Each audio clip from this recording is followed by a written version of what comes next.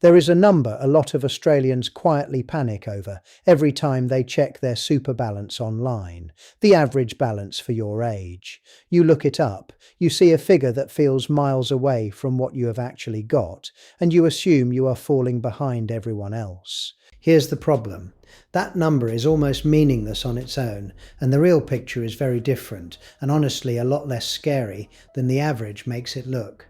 So today, the real figures by age, why the average is quietly misleading almost everyone who looks at it, and what actually matters more than hitting some number on a chart. Let's go. First, let's deal with the average, because this is where almost every one of these videos gets it wrong. Take Australians aged 60 to 64, right on the edge of retirement. The average super balance in that bracket is around $276,000 for men and around $227,000 for women. Sounds like a real target, right? Except that's not what a typical person in that age group actually has.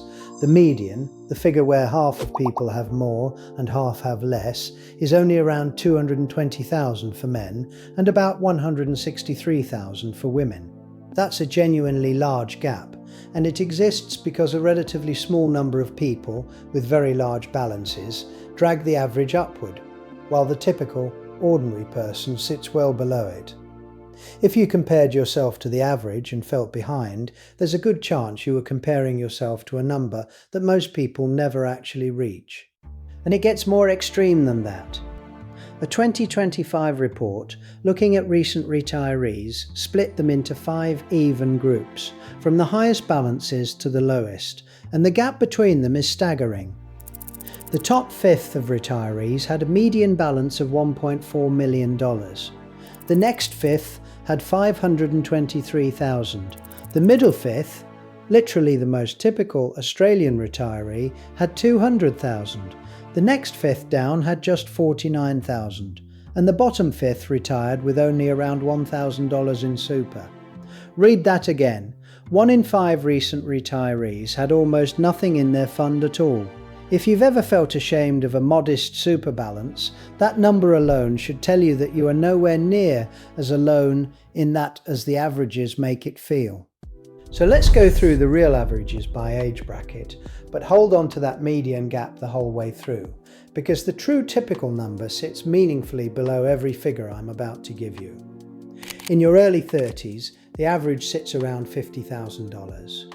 By your late 30s, it's climbed to somewhere between $70,000 and $90,000.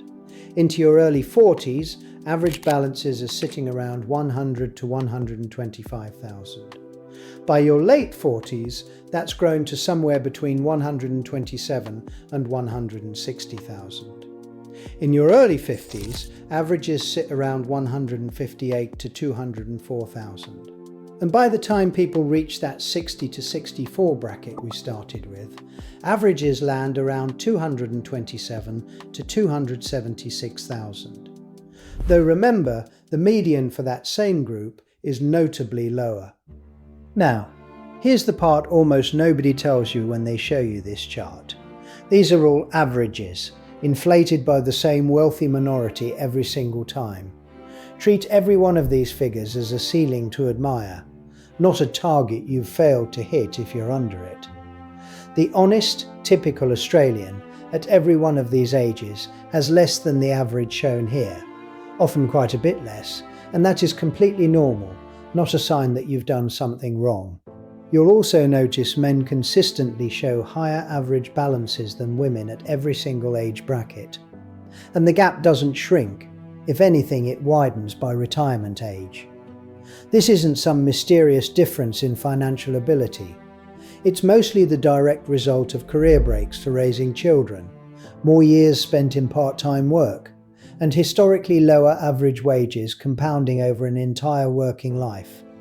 It's worth naming plainly, because if you're a woman looking at these figures and feeling especially behind, you're not comparing yourself to a level playing field to begin with. You're comparing yourself to a system that compounds an early career gap for decades. One more figure worth flagging so you don't get confused if you stumble onto it elsewhere. Self-managed super funds show dramatically higher balances again, often 3 to 5 times the figures we've just covered at the same age. That's not a typo, and it's not a sign everyone's secretly richer than these numbers suggest. SMSFs are run by a specific self-selected group of people who already have larger balances and more complex financial situations, which is exactly why they set one up in the first place. If you see an SMSF statistic quoted as the average Australian super, it's measuring a completely different, much smaller and wealthier population. Not you, and not most people reading a chart like this one. So if you're sitting below these numbers, here's the part that actually matters, and it's the same idea I've talked about before. Your super was never designed to do this job entirely on its own. The age pension exists specifically to top up retirees who don't have huge balances, and it rises as your savings fall, cushioning exactly the kind of gap we're talking about here. Someone retiring with $200,000, or even the $98,000 a typical woman in her early 40s is sitting on right now, if that doesn't grow another dollar, is not staring down a bare, unsupported retirement. They're staring down a retirement with a safety net built specifically for balances like theirs. The average balance chart doesn't show you that part, because it's not measuring your total retirement income. It's only measuring one piece of it. What actually matters more than comparing yourself to an average on a chart is 3 simpler things. First, your trajectory, not your snapshot. A 35-year-old with $70,000 who's contributing consistently is in a completely different position from someone the same age with the same balance who's about to stop contributing altogether. Second, whether you own your home, because as we've covered, that single factor changes how much super you actually need by hundreds of thousands of dollars, since a homeowner's age pension does so much more of the work.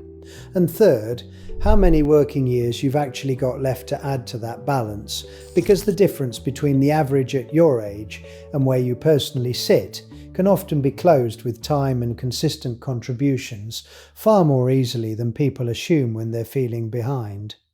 Picture 2 people, both 45, both sitting on exactly $100,000 in super, right around the median for that age. The first has been contributing the compulsory rate for years with nothing extra, in a job with modest, steady growth. The second just started a slightly better paying role, and has begun salary sacrificing an extra $100 a fortnight on top of the compulsory contributions. On paper today, they look identical. 20 years later, at retirement, that second person can end up tens of thousands of dollars ahead, purely from compounding on that small, consistent extra contribution, not from some dramatic windfall and not from timing the market. That's what trajectory actually looks like in practice, and it's completely invisible if all you ever look at is a single snapshot number next to an average on a chart.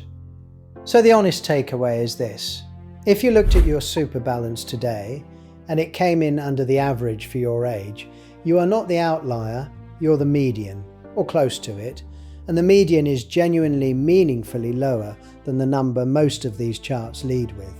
Don't let an inflated average talk you into panic, and don't let it talk you into decisions you don't need to make.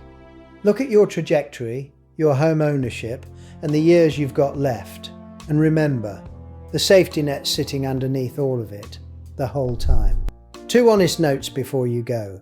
First, all of the balances mentioned here are drawn from APRA and ATO data current as of this year and change with each new release. So check the latest figures before you compare yourself against them. Second, this is general information, not personal advice. What actually matters for your retirement depends on your own balance, your own trajectory, and your own plans. So this is exactly the kind of thing to take to a licensed financial advisor or a free financial information service appointment through Services Australia before you make any decisions based on where you sit on a chart. If your number surprised you either way, tell me in the comments. It helps me know what to cover next. Take care, and I'll see you in the next one.